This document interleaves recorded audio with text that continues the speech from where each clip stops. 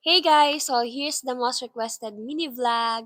So pagkapasok ko nga ito kagad ng aking makikita ang favorite kong design ng aking pintuan. So ang una kong ginagawa is nag-arrange ako ng mga upuan ng mga bata para pagpasok nila hindi na sila mahihirapang maghanap ng kanilang upuan at buhatin ito kung saan nila gustong umupo. So nilagyan ko na dito ng mga pangalan nila para hindi na sila magtanong ng, "Teacher, saan ang aking upuan?" or "Teacher, saan po ako upo?" Kaya nilagyan ko na ng kanilang mga pangalan. So, dito nga i-open ko na sana yung aircon pero konti pa lang sila kaya mamaya na lang siguro pagpasok nila.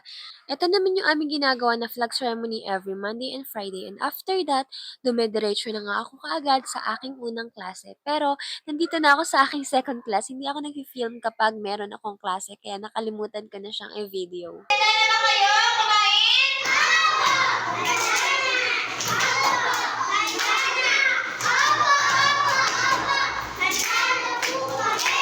Okay, bring out your food!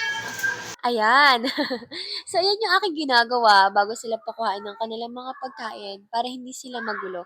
Napanood ko lang din siya sa isang video and in-adapt ko. Sobrang effective niya talaga and napapabehave ko yung mga bata gamit yung clap na yun. Kaya kayo mga teachers, alam ko meron tayong mga na-create na mga clap, mga sari-sariling palakpak.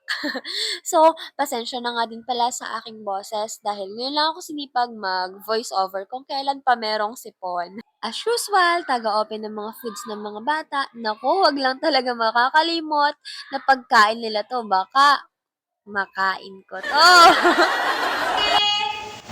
Go! Ako'y gising dito lang kikinig. One more! Lahat One, two, three, go! Ako'y gising dito lang kikinig. After ko nga sa grade 2, nandito na ulit ako sa grade 1.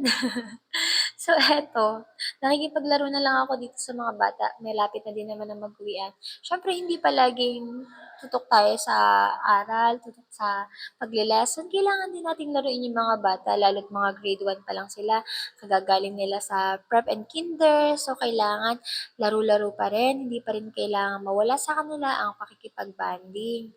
Dahil minsan nabo-boring sila sa pag-aaral. Dito nga nagpe-perform ako sa kanila ng isang tula. Gusto niyo ba marinig? Nagmumukha talaga akong ewan kapag kaharap yung mga estudyante ko. Siyempre, kailangan natin sila libangin at tuwan-tuwa naman sila sa aking ginagawa. Sige na nga, ipaparinig ko sa inyo. And you are you. We are special. Don't you see? Wow. Do you like the performance? Yeah! Tapos tinanong ko kung ilang star ibibigay nila. Oh, si OA. Okay, uwian na. Siyempre, kailangan ko muna silang papilahin para hindi sila magsiksikan at magtulakan paglabas sa pintuan. Siyempre, mga grade 1 yan, excited na excited lumabas at makapaglaro.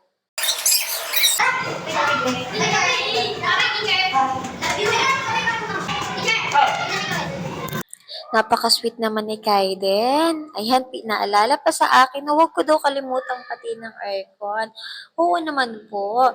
At itong aking ginagawa kapag nag-iisa na ako, syempre sinisilip ko ang bawat sulok at ang ilalim ng kanilang mga upuan dahil madalas silang nakakalimot at nakakaiwan ng kanilang mga gamit, lalo na mga lapis, mga krayola, mga panyo nila, mga towel.